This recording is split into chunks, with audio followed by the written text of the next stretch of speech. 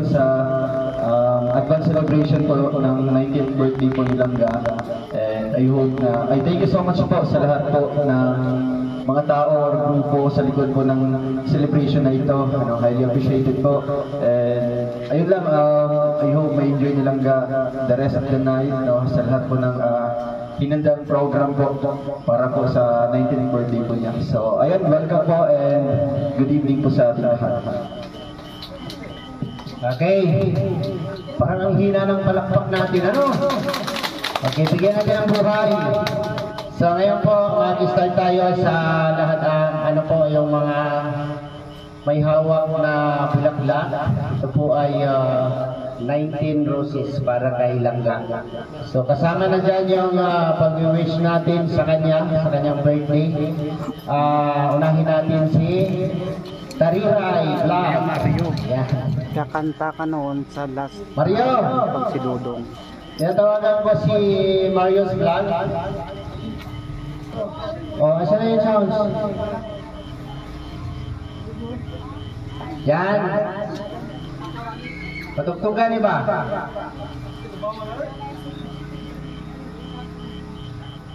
May nakalaan ba kayong kanta dyan?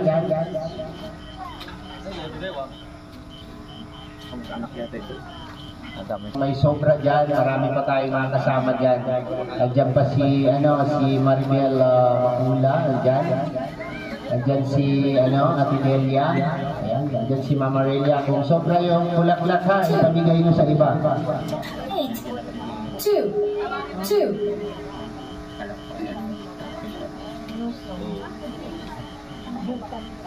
6 0 2 2 0 Pasensya na kayo kasi yung operator natin medyo 8 2 2 6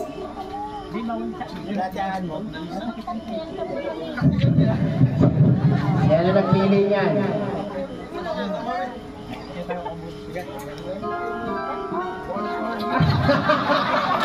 Alright.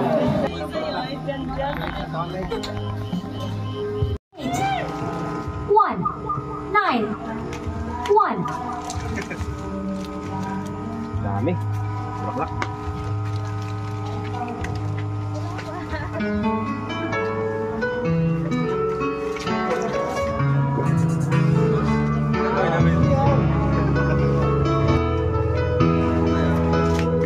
Bakit ka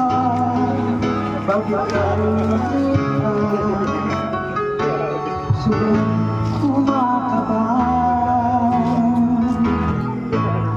Pagkasilayan ko ang ganda, puso nababalisa. At pag ika'y ako'y di mapakali ng iba, iniisip ikaw lagi. Lubutan ko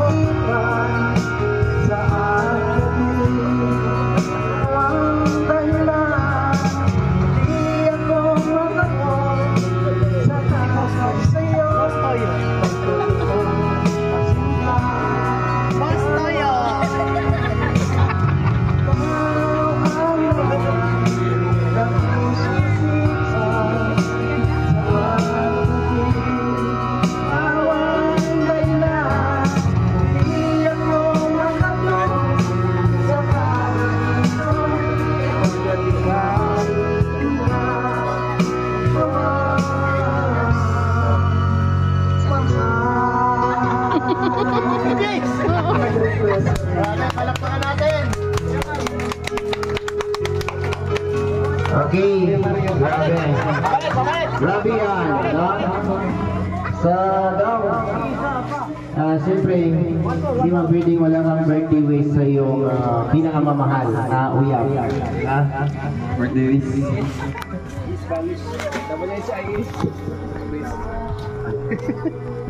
Una po sa lahat, magandang gabi po sa ating lahat dito. And sa lahat po ng mga bisita na galing po sa iba't ibang panig po ng Pilipinas. So, andyan po yung bisita natin from Luzon. Kaway po. From Luzon. Luzon po lang sa inyo, kaway. Luzon na yun. Siyempre, yung mga bisita din natin po from Mindanao. Ayan po kay Tita Leti, Ate Emma Balabis. So, nakahabol po sila dito po sa celebration po ng advance celebration po ng birthday ni Langga. So, maraming salamat po sa lahat po ng mga grupo or individuals na nagiging support system po dito sa sa birthday po ni Langga. Maraming salamat po sa inyong pag-initiate po and pag-share po ng yung blessings po dito po sa unforgettable po na birthday celebration ni Langga. So, andyan yung mga iba't ibang grupo, ang Roshada chapter, and andyan po sa tarpaulin po lahat po ng mga grupo. So, thank you so much din po sa mga nag-effort para po meron tayong pagkain ngayon. Thank you po and sa pagbuo po ng program. So, ang wish ko lang po kay Langga, sa lahat po ng mga nagbigay po sa kanya ng mga birthday wishes kanina, I hope po na syempre matupad lahat. Diba? Kasi isa lang naman po dito talaga yung ating common denominator natin dito sa ating birthday wishes is matupad nilang yung kanyang minimithi, diba? Yung talagang niya, kumbaga main core dito, yung kanyang pangarap talaga, no? Para sa kanyang pamilya. Alam naman natin talagang kinukonsider niya yung pamilya niya dito. So, di bali na wala sa kanya, basta ma-provide niya lang sa kanyang family, sa kanyang mga pamilya. Kaya saludo ako dyan, wala akong comment dyan kasi nakaka-proud na isang family oriented po na Palangga. So wala akong ibang nakilala po na ganyan po, na talagang kinoconsider first yung families before po sa kanyang sarili. Kailangan ko lang nakita and syempre pagpatuloy mo lang yan, Langga, and maraming nainiwala sa iyo and nag-cheer up, kahit hindi mo siya nakikita or hindi mo siya nararamdaman. Basta isipin mo lang palagi in times of medyo down, diba? Sa downness natin due to some yung mga bashers, diba? Sila naman talaga yung nagiging distractors natin kasi nga nasa social media tayo. So isipin mo lang palagi na sila po ay 1% lang out of 100, diba? Kasi ang 99% dyan, yun yung mga sumusuporta sa atin or sa iyo mismo. Kaya andito sila ngayon, kulang pa nga ito, yung mga sumusuporta sa atin na naniniwala sa iyo, diba? Isa na ako doon na talagang kumbaga naniniwala ako na makakamit mo yung gusto mo, yung pangarap mo. Kasi sobrang sipag niya, determinado, at syempre napaka-persevere po niya. Andiyan na lahat yung mga adjectives po na mga puro positive po, kahit Langga natin nakikita. Walang halong walang halong pagbubola. Basta lahat ng mga positive adjectives nakita ko sa'yo, yung pag-effort mo, lahat halos. Kaya, yun lang yung masasabi ko, may papayo ko sa'yo na huwag mong bigyang pansin yung 1% na yun, diba? Doon ka mag-focus sa 99%. Kasi sila, kumbaga, kung sa germs, sila yung 0.1% na kailangan natin i-disregard. Kailangan natin huwag bigyan pansin. Diba? I hope na mag-grow ka, diba? Kasi dito sa social media, iba yung ano dito, kumbaga survival of the fittest, di ba? Kumbaga isipin natin na kailangan natin mag-survive dito kasi andyan yung mga mata ng mga bashers na nagmamasid, nag-aabag sa atin. Hinihintay tayo magkamali or kahit di tayo magkamali, binibigyan tayo ng issue. So marami tayong natutunan dyan, no? Kasi nga more than 1 year ka na dito sa social media, and I hope na mas matututo ka pa, diba? At nakikita ko naman sa'yo na palaban ka na ngayon, hindi ka parehas dati na ano po, vulnerable po sa mga bashers. Basta ipagpatuloy mo lang yung ginagawa mo, dito lang ako nag-cheer up and sumusuporta sa'yo. And ano ba ba? Basta ano lang, patuloy lang tayo, padayon lang. Diba? And I just want to take this opportunity din po na syempre humingi ng pasensya kay Langga sa mga lapses ko, sa mga pagkukulang, and syempre sa mga bagay na talagang ano, baga, hindi kami nag-meet in the center, di ba? Hindi kami nag-meet in the center, may mga misconception, misunderstanding, misjudge, or something hindi kami nagkakaintindihan. And I know normal lang naman po ito, no? Kasi ano naman po, kumbaga totoo kasi ito, di ba? Hindi na po ito love team na puro ano lang, puro 100% kiligan or something, puro positive lang nakikita niyo po. Totoong buhay naman kasi ito. Basta may mga pagkukulang pa ako, no? And handa ko naman din, accept naman ako sa mga lapses ko, sa mga pagkukulang. Basta ano lang, may assure ko sa kanya na bigyan ako ng chances. Diba? Chances na ipoprove ko sa kanya, and hindi lang naman para pansarili yung ginagawa ko dito, para din naman sa pamilya ko and kasama na yun sila sa mga future na binibuild up ko ngayon.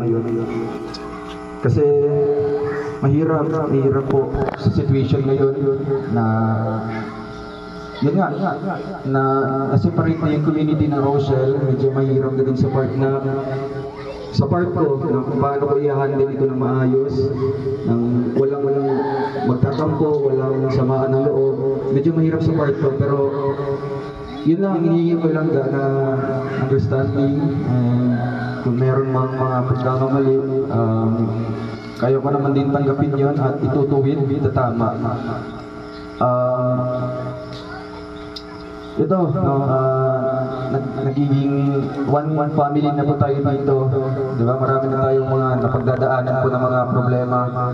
Marami ng mga challenges tayo na nalampasan. I hope na hindi magtatapos sa ganun lang, no? Sa ganun lang na walang kabuluhan na dahilan. Lahat ng mga bagay na pag-uusapan, lahat ng mga problema, may mga solusyon. Basta bigyan lang, di ba, magkaunawaan lang, and parehas naman tayo ng purpose dito para sa pamilya natin. Pamilya ko, pamilya mo din, no? Basta, I love you Palangga, and happy birthday. Kiss. Pap.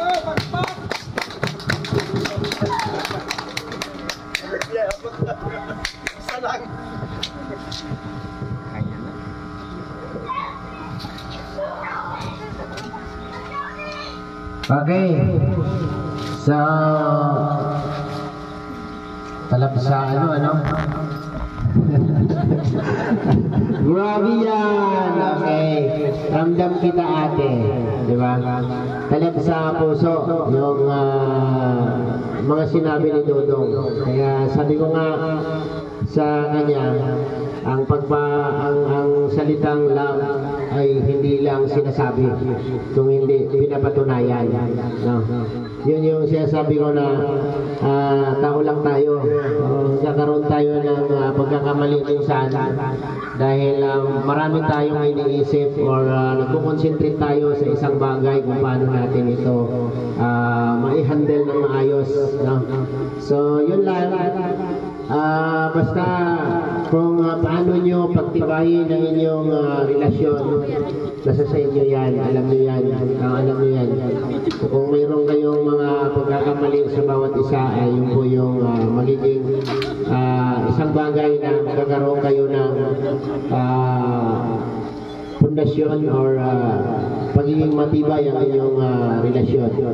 Sabi ko nga, kailangan yung lutuin ng maayos yan, no? Para matibay pagdating sa panahon na mag-desisyon na kayo sa inyong buhay. Okay? Grabe yan. So ngayon, dadako tayo sa mga nagmamahal at sumusuporta at nagpapaabot ng kanilang regalo para sa ating birthday celebrant. Ayan. Sino ang mag-umpisa dyan? Ang dami niyan. No? Okay. Ano yan? May isang bagsak. Okay.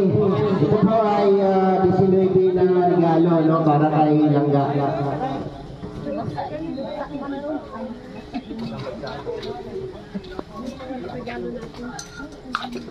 Okay. Lagay mo na lang siguro dito o dyan sa taas, no? So, alam ko, lahat po ng nagpaabot ng regalo ay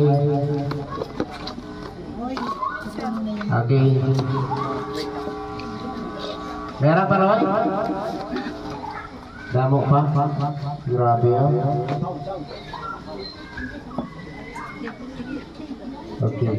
Wala na tayong sounds pa. Ano tayo? Okay na? Sa